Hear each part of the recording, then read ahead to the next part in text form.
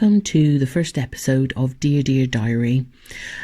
This has all come about because I was having a good clear out in my house and I found a good 10 years worth of diaries, and me and my daughter sat down and started to read through some of them until I decided that maybe she shouldn't read some of them actually because of what was written in them.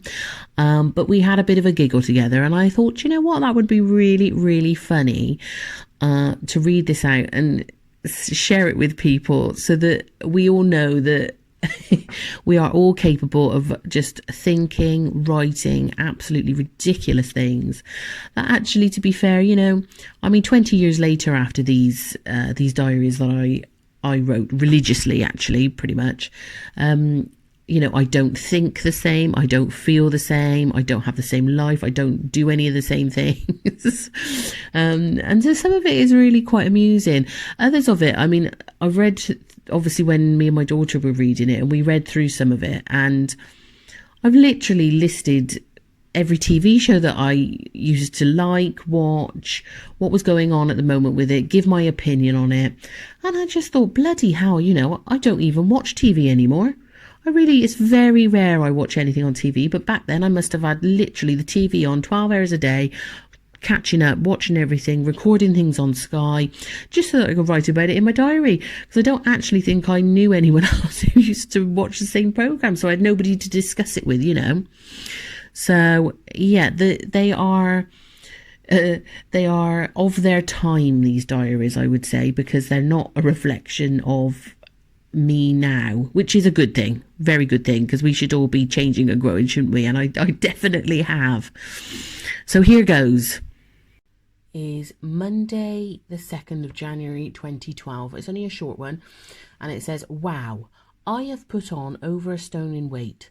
Every night I go to bed determined that I will diet and exercise, and every morning I wake up knackered and ravenous. I'm the ultimate failure.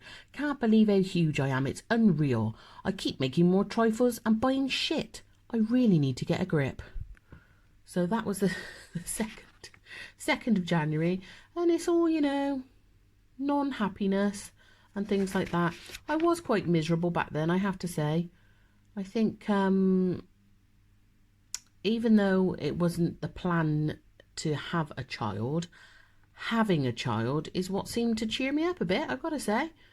Most people, it's sort of, they don't get any sleep and it's all, oh my God, doom and gloom, dirty nappies. But actually it was, give me sort of purpose, really, to be honest.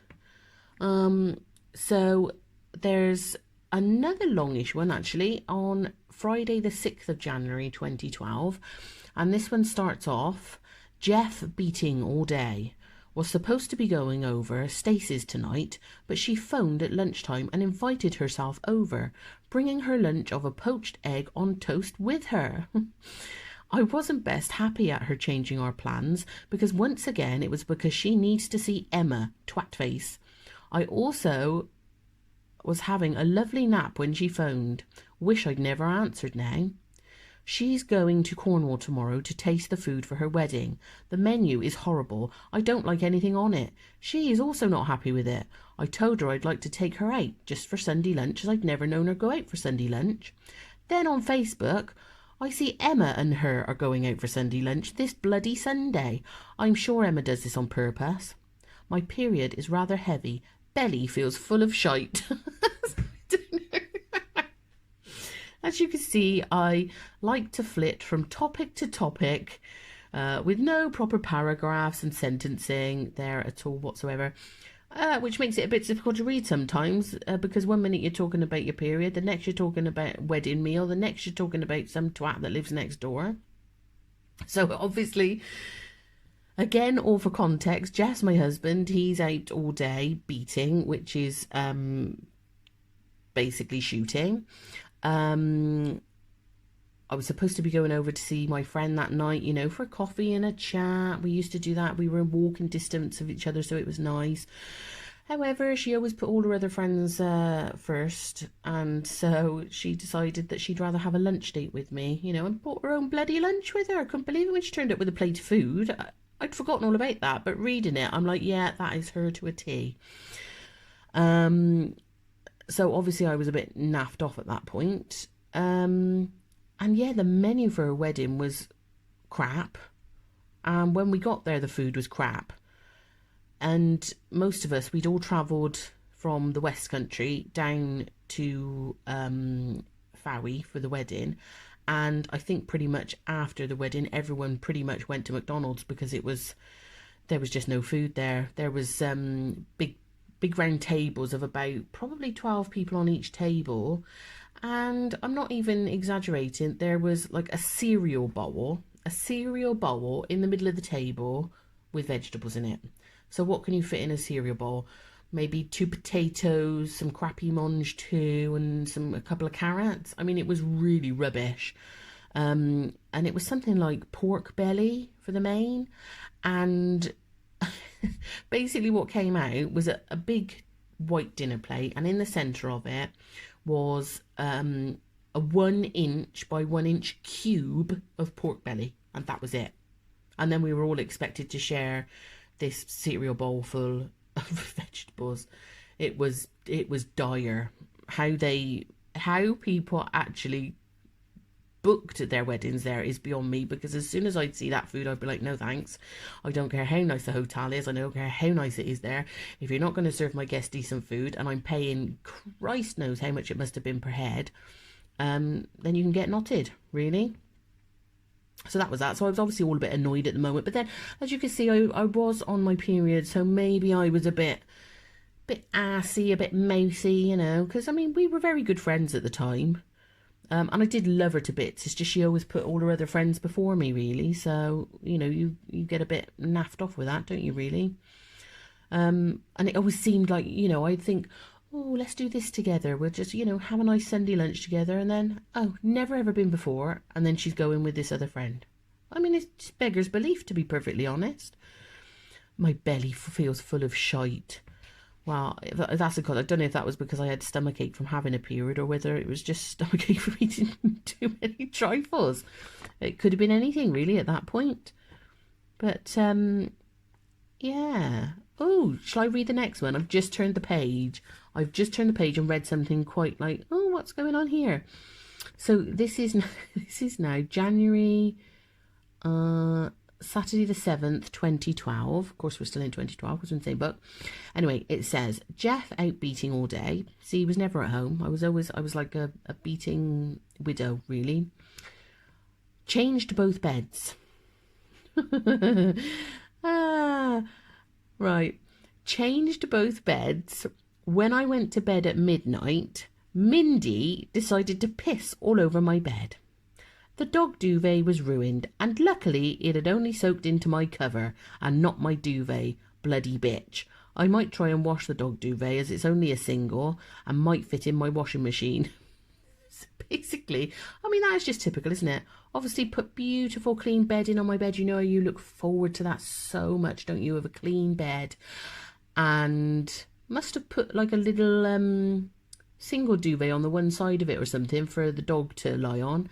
And she came up and pissed all over it. And Mindy was another of our working Cocker Spaniels. That is all the dogs we have, is working Cocker Spaniels. And she was a beautiful golden one, the most stunning dog you'll ever see. And she was just the most beautiful girl. But she did have a bit of an issue all those years ago with her bladder, actually. She was on tablets for it for a while because she kept, I suppose, like an incontinence of the bladder. And she was on tablets, which they said she'd be on for life, but she wasn't. She was on them for probably a month. And then I think we didn't get tablets in time, you know. So there was a bit of a period where, I don't know, a week to get into the vets. And she wasn't weeing or anything like that. So we left it and she was fine after that. That was a bit odd, really. But yeah, I was a bit obviously naffed off that she come and pissed on my bed, which is just totally I mean, it's just beggars belief, isn't it, really? And it couldn't have happened at a worse time when you've just like washed your bed. You know, she couldn't have done it on the dirty bed, could she? Oh no, let's wait till Mum's washed it and cleaned it. You know, why she did it, I don't know. Absolutely don't know. But I do know that I was having her and my other dog sleep on the bed at night at the time with me, because I had been so devastated at losing my first working Cocker Spaniel cow, and I was so upset. I just wanted them with me, really. And so I used to put them a little duvet at the bottom of the bed for them, and they would sleep on that. But obviously that night she decided to piss all over it. So, you know, that is life with dogs. Things like that just happen, and you have to be there ready. That is why I have always got a mop and bucket with bleach in on the go, ready for every eventuality. January 2012, Tuesday the 10th. Me and Jeff went to Beefeater. It was nice. Only cost £35 as she gave us a voucher and we had no desserts. Very funny, as there was a boy in there who had been everywhere and done everything. He started singing and speaking loudly so that we could hear him. He was nearly picked to be in a boy band, but was too young, don't you know. What a knob! ! The milk has gone sour. Ah! I thought its date was the 12th. In fact, I know it was. I think that entry is a classic example of how I can go from one topic to another with extremes, no context at all to why this, that and the other. It's just squashed in there. Every feeling and emotion and thought just chucked in a book, to be honest with you. But I've come across another long one as well, which is Saturday the 14th, 2012. So I thought I would read this one as a final one for you to to think, my goodness, this lady has a very boring life. Why does she have to write all this crap down? But this is what it is. This is what I used to write about, and that is that. So, it starts, Jeff out beating all day. He took Cher and Kiki, the two black bears. Homer and Sylvie played all day at home. He is so beautiful, it's unreal. Took 4 tramadol today and dreamt the day away. Totally horny. We went to KFC for tea. I didn't enjoy it as they didn't put in any dipping sauces. We had very passionate beep late in the evening. Well, late for Jeff. We finished at 12:15 in the morning. Did so much washing today, even managed to wash the duvet Mindy pissed on. Wow, chuffed. It washed well. The piss came out and it dried nicely over the lounge door. I just need to hoover it now. I'm very pleased all in all. Hip hurts all the time now. Stacey phoned at tea time and wanted me to go over for a chat, but I couldn't, so arranged for Monday. I haven't seen her in ages, so looking forward to it. She always seems to call on me in times of trouble. So, there you go. That is an absolute jumping of subjects from one thing to the next, from having a KFC for tea to having passionate beep in the middle of the night and precisely what time it was all over. So obviously, being in January, it is actually the sort of shooting season, hence why Jeff is out beating most days when I seem to write in the diary. And then I like to obviously write down which dogs he took with him, which was Cher and Kiki that day. And Cher is actually Kiki's mum, and they are both black working Cocker Spaniels. And then Homer is also Cher's son. And Sylvie is Mindy's daughter. It's all very complex. It makes it sound like I have 3,000 dogs. I do not, honestly. It's just I write about them a lot, so it's nice to tell you sort of who they are. I just comment that he is so beautiful. It's unreal, you know. I mean, this is how much I love this boy. He's still with me now to this day, but unfortunately, he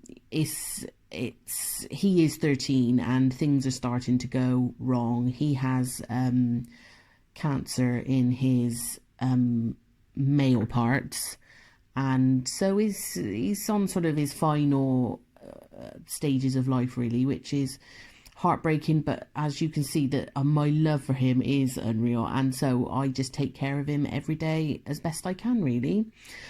So then to go on to say from that to be totally horny, and then literally there's one full stop and saying I went to KFC for tea. I don't know if it's because it's literally one page and I just thought I need to cram everything in. And, you know, there's no paragraphs or anything as such. It is just literally crammed in there. And to put what time we finished Beep at is just beyond, really, isn't it? It's just too much. But I just thought, when I said about hanging the duvet over the lounge door, I just thought, oh my God, it makes you sound like, wow, you know, can you imagine your dog's pissy, hairy duvet hanging over your lounge door? It's not the type of thing that most people do, is it? But when you're a dog owner, you have to do these things, you know. It's all part of owning a dog, is having your own washing and then your dog washing, you know, and these things need to dry in places too. so that's behind that. And obviously then after Stacey must have peed me off, you know, the few days before that, because of rearranging our coffee evening, I suppose you could call it, then she's wants to come over for a chat again. So I'd imagine there might be an update on this further in the book as to why she wanted to come over for a chat, because it was usually when she had an issue or a problem, you know, that she liked to speak about things. So all in all, I think that is all I'm going to put on today's episode, because you know, I could literally go on and not stop, really. But you have to have a stopping point somewhere, don't you? And also, nobody might listen to it, so it could be just a complete waste of my time, really. So just for context, so that we can see what was happening in 2012 as well, because obviously I can't remember. I mean, I could have written that diary last year, you know, and it wouldn't mean anything to me, really. There was the London Olympics, well, you know, yeah, London 2012 Olympics. There was the Costa Concordia disaster, which is where the cruise ship was grounded unintentionally, and then it capsized, well, partially capsized, and it killed, I think it was about 34 people, something like that. There was the Queen's Diamond Jubilee, and also it was the same year of the Jimmy Savile scandal, which was when a household name in the UK, DJ, he used to present some TV shows that were always extremely popular. Goodness knows why, because he was always a disgusting, vile character, if you ask me. But he was on top of the pops, and he also did Jim'll Fix It. And 2012 was the year, I suppose, where it came out that he was sexually assaulting boys, girls, adults, you know, and disabled children as well. Just endless, really. And, you know, that was the year that just kept on giving with Jimmy Savile scandal stories, really. But I will look to do another episode very soon. I was thinking about maybe 2 a week, but, you know, if anyone's out there listening, put it in the comments. What do you want? Tell me. Throw a date out there. See what happens on that date if I've written anything. Because this could be really, really funny. I mean, a lot of this stuff I've just totally forgotten had happened. And it just also sounds so ridiculous, some of it. So let's just all have a good giggle together. And hopefully I will see someone, anyone, all of you, one person next time. So I hope you enjoyed it, and see you soon.